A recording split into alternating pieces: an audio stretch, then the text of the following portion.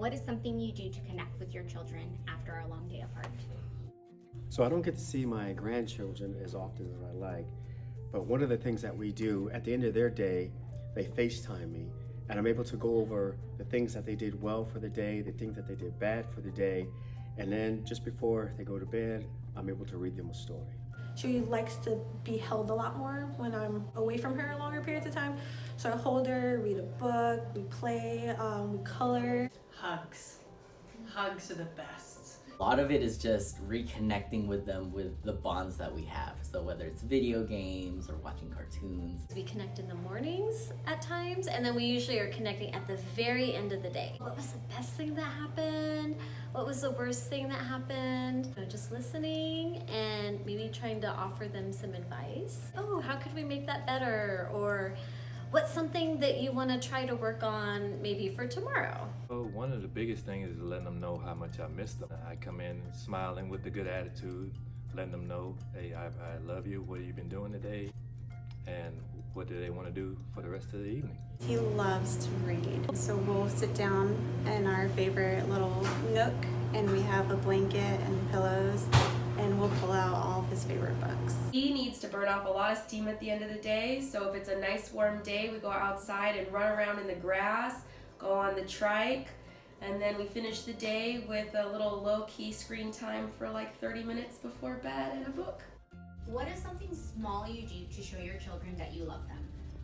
So one of them has trouble falling asleep at night, so I snuggle with her to go to sleep, and then my other one is not a morning child, and so I snuggle her awake. And so that's just something little that I do for both of them to show them that I love them and give them their preferences. I give them hugs and kisses and we like to cuddle sometimes. So my granddaughters call me G-Paw. I just make sure that they know that G-Paw loves them, even if they're bad, even if they're good, G-Paw is definitely going to be there for them.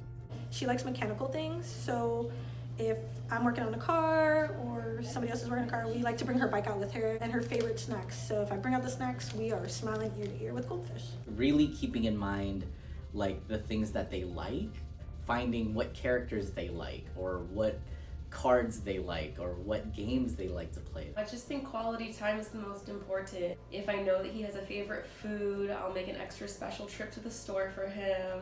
You know, little things like that. Spending time with them, reading, going to the park, playing games. That's the biggest thing. They love playing games, and so do I. So Tell them that you love them. That could be, using your words, saying I love you, or just giving them that big old hug, or stopping to listen, like, hey, how was your day today?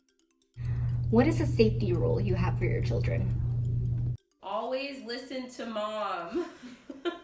Crossing streets is my big one. Before we step foot onto the gravel, it's always, mommy, grab my hand. The word freeze. We learned that as toddlers, as soon as they started walking, that when mom says the big voice freeze, that we all freeze. I say, stop, kid, now it's time to listen. And we go over any of the rules that we have that are for his safety. I ensure to them that safety must come first. She is on the cell phone, so we are all about having those limits. Just for her knowing that, okay, at any time, I know exactly where you are with your location. to never talk to strangers.